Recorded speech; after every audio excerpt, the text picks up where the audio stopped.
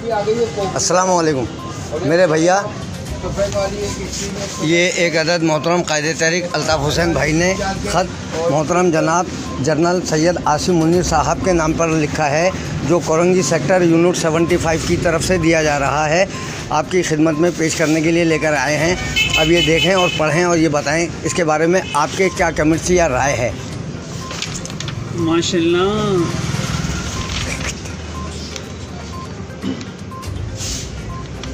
अच्छी बात है। आज़ादी राय का हक होना चाहिए सबको। जो हो गया उसको भूल देना चाहिए और उसको माफ़ कर देना चाहिए।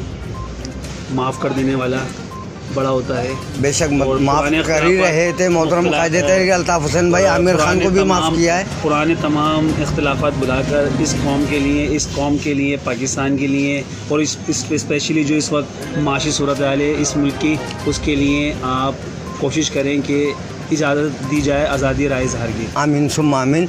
और मोहतरम कायदे अल्ताफ़ हुसैन भाई ने ये भी बोल दिया है कि करप्शन से पाक पाकिस्तान चाहिए और अल्लाह पाक ऐसा हो कि हम लोग करप्शन से पाक हो जाएं और जो कौम का लूटा हुआ पैसा लोग खा के बैठे हुए अल्लाह करे वो भी वापस आ जाए और मुल्क जो है हमारा खुशहाल हो जाए। आमीन सुम्मा आमीन।